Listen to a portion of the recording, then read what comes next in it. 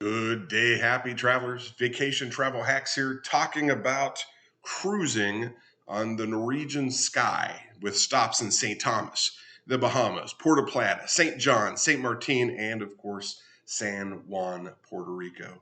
Purpose of this video is to kind of give you the logistics of how to get on the ship, some best practices I learned at the port of embarkation. Also, how to get off the ship. And then, is there free options to do at the ports of call? We'll also give you an overview of some of the excursions that are available at each ports of these calls. So if you're here, you either have already booked the ship and you're excited, or you're thinking of booking the ship and you want to make sure that the excitement is in fact validated. Well, let's talk about the port of embarkment. You're in the port of Miami, and you got a couple different options when you're traveling in. And here at Vacation Travel Hacks, it is always recommended to fly in at least a day before, and it is Miami. There won't be short of things to do if only you wanted to practice laying on the beach. South Beach is not too far away. There's two pictures in this picture. One is the Miami International Airport to show you how close you are to the cruise port terminal. It's very close. Probably, well, it's close, but there's traffic. So it's about 30 minutes on average is not bad.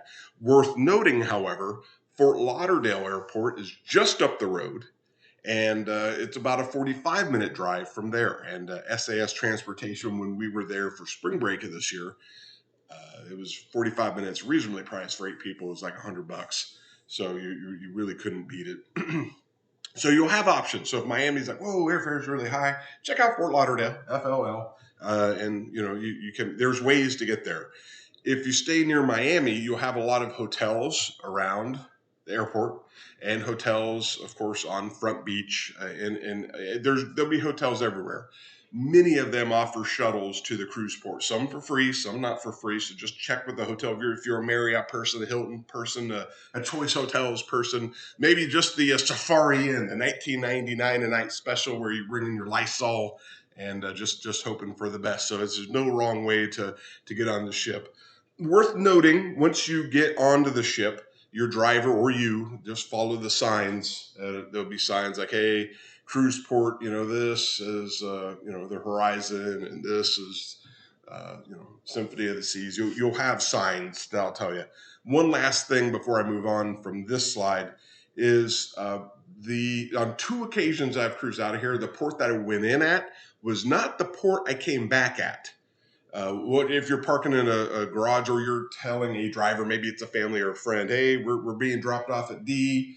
You may want to give them a heads up. Hey, we're at E, and they do offer a shuttle if you're far away from your garage. There is a shuttle, although the walk, it might be nice to stretch your legs a little bit. I don't know. You'll have choices.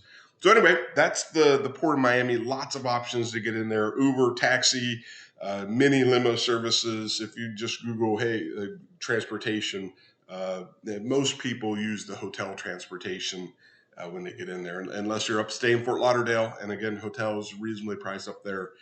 SAS Transportation is what I would recommend getting down there. Let's talk about one of your ports of call here. Puerto Plata, Dominican Republic, home of Ocean World, one of the best.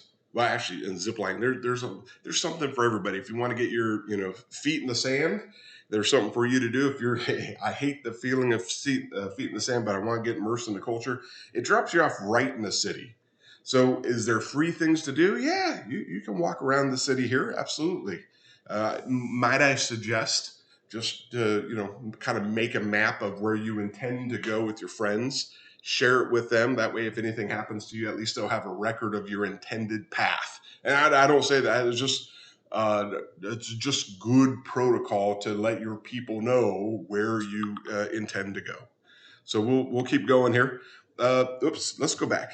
We can take a look at the shore excursions that are available by going to this site, and these are some of the things that you can do. There's a waterfall tour, lots of waterfall tours. You can do it by buggy, you can do it by bus, you can get the full experience, and the cost varies. Like this one right here, triple adventure. You get the zip lines, you get the ATV, and the waterfall. So that's going to be $230 a person. Unless you're a kid, it's a little cheaper for children. If you need more details, click here and it'll tell you exactly what you're spending $230 per person on. I haven't. I haven't seen these on sale, as a matter of speaking, but I do know that Norwegian has various incentives during time of booking where they will give you like an excursion credit per port. And last time I saw it was $50, so you may want to check yours.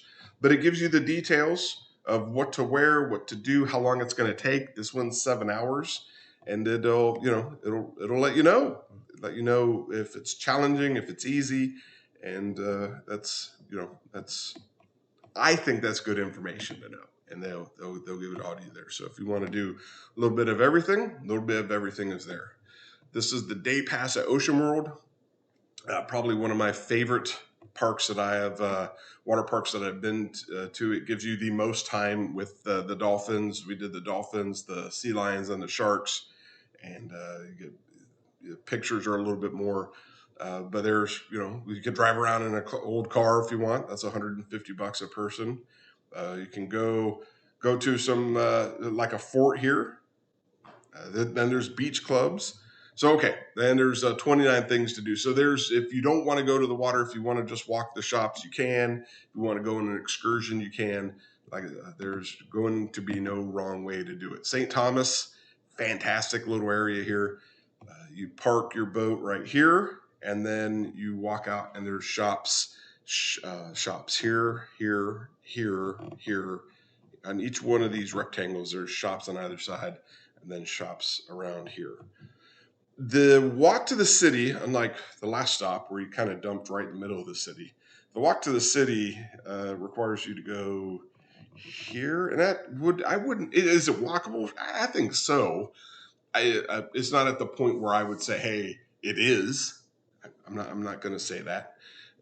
But if you can, if you're on a shore excursion to go snorkeling, you will walk to the marina right here, and it was a good walk. We snorkeled right here at this beach, and the boat took us around the island, and it was a good experience. Otherwise, let's show you what's available for you to do. 33 different options. Again, for beach lovers, there's something to do. There's catamaran, sail, and snorkel. Oh yeah. When I was snorkeling, there was more sea turtles than I thought. I didn't expect to see sea turtles, but I did, and that's a really cool experience. Beach break.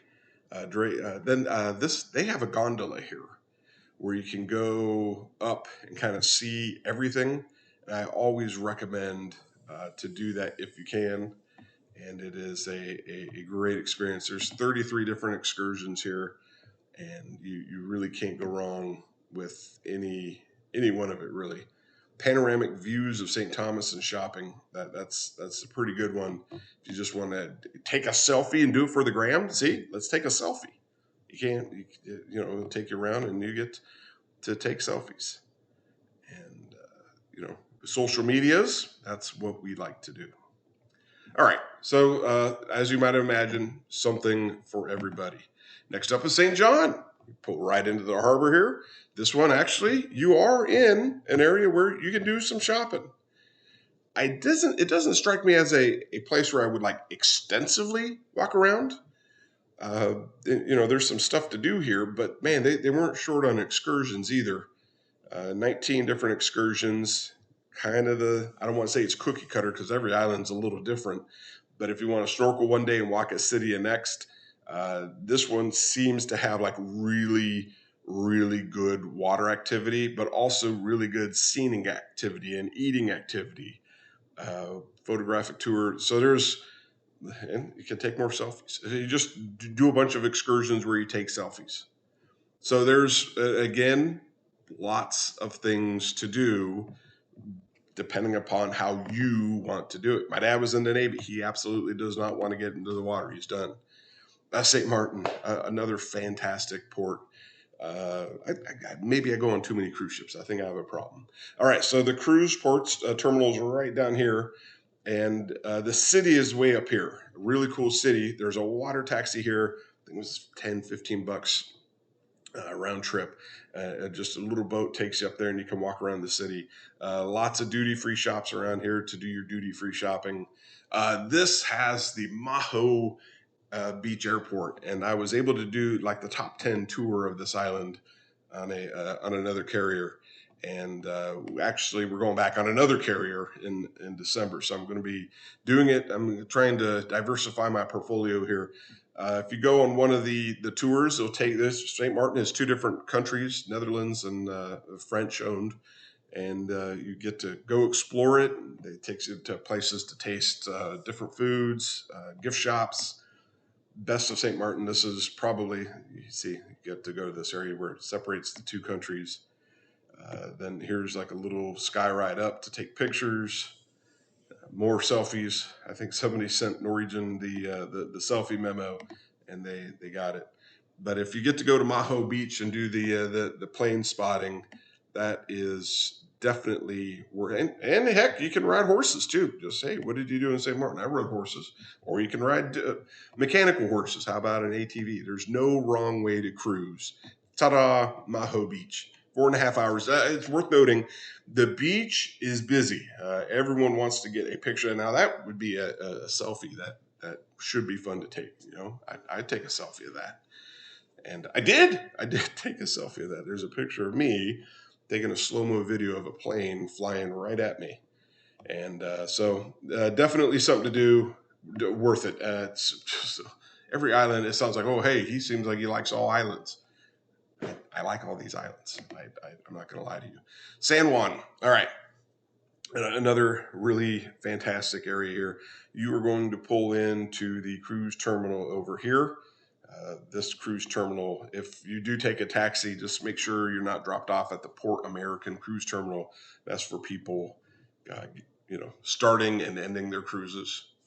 This is where day visitors go, so they made sure it's to distinctly differentiate it. Free excursion. Yes, there's a lot to do right where it drops you off. There's so much to do. This is where I took my family to the Castillo San Felipe del Moro. It's an old fort. It's on the UNESCO historical, list of things to see. We could have paid $55 per person. There was 8 of us, so I thought, it seems pretty close on the map. It's about a 45-minute walk. Maybe the distance and time wasn't so bad as much as it was the time and the humidity. So if you're sensitive to humidity and heat, there are a little bit of hills. It's doable. You can save money. Otherwise, you can do the top 10 tour of San Juan. It'll take you to pretty much all these, blue little icons here to take pictures. And let's show you. Again, if you want to get in the water, there'll be opportunities to do it. If you want to go into the rainforest and zip, you'll have opportunities to do it. And the old city tour, that's what we might do next time. That's $90 a person. You want to try some food in San Juan? You'll be, yeah, sure. What about a rum distillery? Go look at rums and barrels. Sounds pretty good. Learn how to mix drinks in San Juan. Tell your friends, hey, where'd you learn how to make that? Well, while I was taking a selfie, I was making rum drinks. Pretty cool. Then you got, this island is right next to Royal Caribbean's island. And listen, this is a great place to go to relax, chill, but about 5 miles off to your west, maybe not even that, maybe within view, there's a Royal Caribbean Perfect Day at Ocean Cay. For my money, perhaps one of the best private islands, but it's also like a water park. So I don't know. There is stuff to do here. There's lots of excursions if you want to pay to do stuff. Maybe you didn't do your zip lining. You can zip line. Look, hey, I'm going to go zip line. Fun. Yeah, it is a lot of fun. I highly recommend it. I'll do it. You can go and do, the Seahawk zip line. You can rent a jet ski, $140 for a jet ski for 2. Hey, want to swim with pigs? This was in the Bahamas. Thinking about doing this in Nassau. I don't know. I don't know if pigs really want to be in salt water. I'm not convinced of that yet. Cabanas. If you're a cabana person, it's worth noting that these typically sell out first. And I was looking at one like 6 months ahead of time, and it was gone. So if that's something important to you when you book your cruise, take a look and book it. They're not necessarily cheap, but what is? It's you're there on a cruise. So final tips and thoughts. If you can get the anytime dining on the ship, offers the most flexibility in terms of the shows that are available. So if the shows are important for you, The anytime dining gives you that because you can look at the day's agenda, say, hey, I want to do this, not that, and I'll take it in. We already talked about flying the day before. Miami and Fort Lauderdale both service the Port of Miami. Most hotels have shuttles to the cruise port. And this one, if you have a flight out of Miami, I always recommend 12 p.m. or later to be safe. This one you might be able to get away with an earlier one, just given the proximity. I don't want to say, I'll never say anything below 12 just because I'm uncomfortable saying it. But the proximity to the airport, traffic and a lot of the other cruise ships. We had a 2 p.m. flight out of Fort Lauderdale. We got there plenty of time. We got there about 1 o'clock, and we were one of the last people off the cruise ships. So I don't know. I'll always say noon. I'll never say anything shorter than that. And then if you have a kid, a great kids programming on the ships. I messed up one time, so I like to pass it along. Day one for Kids Club is way better than day two because everyone's new together and they build those friendships day one. Day two, you're kind of like joining in the middle of it, and friendships might already be made. So if possible, day two or do day one is a better experience. So I hope if this is your cruise ship, I hope you have a fantastic time. The itinerary is the best. 9 days, going to be just fantastic. If you're thinking about getting this one, it's going to be tough to beat that itinerary. That's a fantastic itinerary, and there's really something for everyone to do and enjoy. So I hope you have a fantastic cruise. I'll see you on the next video.